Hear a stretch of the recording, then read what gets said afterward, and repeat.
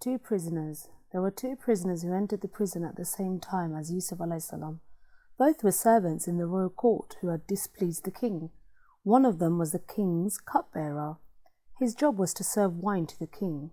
The other was the king's baker. Both were charged with conspiring to poison, meaning secretly planning, the king. Both were impressed by Yusuf a.s.'s honesty and wisdom. They trusted him and began to consult him. One night both of them had strange dreams. They came to Yusuf and narrated the dreams. One told him that he saw himself pressing grapes to make wine. The other said that in his dream he saw himself carrying some bread on his head that was pecked at by birds. They requested to Yusuf, "So, tell us the meaning of these dreams, for we can see you are a man of virtue," meaning behavior showing high moral standards. Yusuf replied that they would learn everything before their next meal. He added that his Lord had given his knowledge of interpreting dreams to him. After teaching them the faith, Yusuf interpreted the dreams. Interprets their dreams. Allah always gives special gifts to his prophets. He gave the Prophet Yusuf a.s. a special gift too. He taught Yusuf to understand dreams. To the prisoner, Yusuf said that he would shortly be released from the prison and would again pour wine for his master.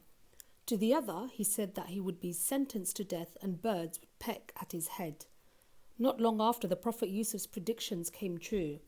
At his trial, the baker was charged with conspiring to poison. The king found guilty and condemned to death. The charges against the cupbearer were proved false. He was released and returned to the palace to his old job. Yusuf had asked the cupbearer to relate to the king his own case of cruel and unjust imprisonment. But the cupbearer completely forgot the request and Yusuf languished, meaning lack of vitality. He grew weak in prison for some more years. At the king's court in Egypt. In the meantime, one night, the king of Egypt had a strange dream. In the dream, he saw that there were 7 fat cows in a field.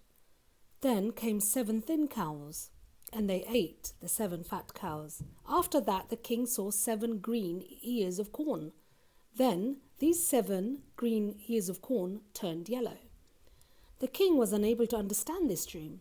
He asked his men to interpret it, but nobody knew the answer. Suddenly, the cupbearer remembered Yusuf a.s. and his great ability to interpret dreams. He went to the Prophet Yusuf and learnt the meaning of the dream and informed that to the king. The Prophet Yusuf knew the answer and explained that the dream showed that there would be 7 years of good harvest followed by 7 years of drought. The king was very pleased with the Prophet Yusuf a.s. At the king's order, the Prophet Yusuf was brought out of prison to the palace before the king. The king called those who had put him in prison. The innocence of the Prophet Yusuf was clear to the king. He immediately ordered for his release from the prison. Then the king put him in charge of his granaries, meaning storehouse in a barn. The brothers in the cup. When the drought came after 7 years of good harvest, the fields became dry.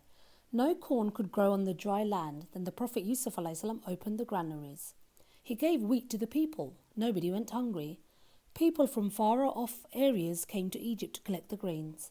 The brothers of the Prophet Yusuf came too. The Prophet Yusuf recognized them, but he did not tell them that he was their brother. He gave them lots of grain and asked them to come next time with their youngest brother, Binyamin. The following year, the brothers came back to Egypt. This time he had Binyamin with them.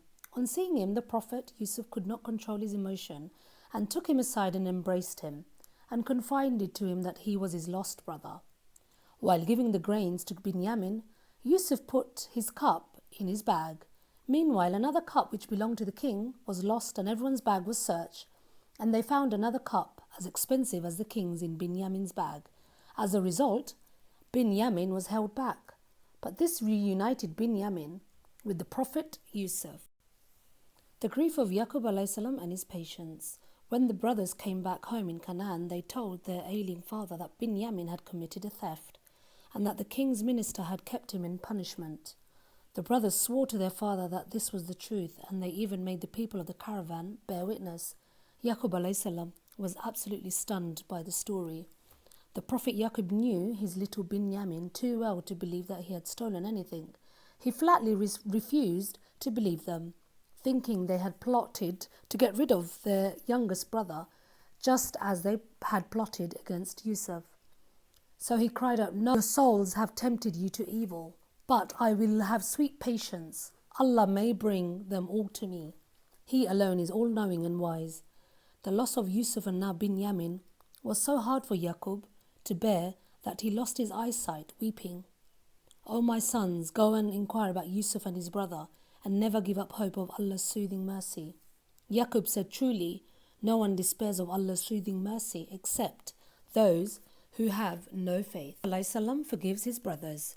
So the sons of Yaqub alayhi once again set out for Egypt in the hope that King's minister would agree to their request to release Binyamin. Finally, they reached Egypt, met Yusuf and pleaded with him to release Binyamin. They told him that their father was an old man who deeply grieved for his son, meaning feeling intense sorrow and distress. They also pleaded with Yusuf for charity as they had not brought much money this time. To their pleadings, meaning an action of making an emotional appeal, Yusuf replied, "Do you know what you did to Yusuf and his brother?"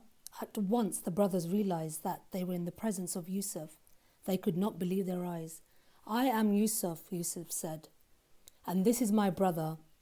Allah has been very generous to us, those who keep from evil and endure," meaning suffer something painful or facing a difficulty, "with fortitude," meaning strength of mind, "will not be denied their reward by Allah."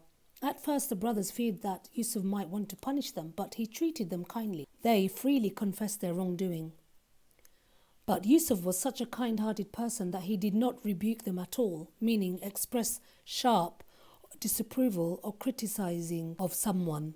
He said, "No blame shall fall on you this day. May God forgive you, and He is the most merciful of those who show mercy." The brothers were full of amazement, deeply relieved and grateful. The family reunites. Before the brothers left for home, Yusuf alayhi gave his shirt to them and told them to touch his father's eyes with it, to restore his sight, and to bring his parents to him. As they approached their land, Yaqub sensed that they were near, although they were still some distance from home, because he could smell the scent of Yusuf's shirt. As soon as the brothers arrived back home, they gave their father the good news. Yusuf was alive and patted his face with the shirt. Yaqub alayhi at once regained his sight. He was overjoyed, thanking Allah, and said, "Did I not tell you Allah has made known to me what you do not know?" His sons sank their heads in shame and asked for forgiveness. Then Yaqub's family bid farewell to the land of Canaan. When they reached Egypt, Yusuf embraced his parents, meaning held closely in his arms and held them in honor. He made them sit on the throne and said, "Welcome to Egypt in safety, if Allah will." Overwhelmed with gratitude to Allah for delivering him from prison, for reuniting him with his parents, and for guiding his brothers back to the right path, Yusuf prostrated himself before Allah and thanked Allah for all his blessings. JazakAllah'khair for listening.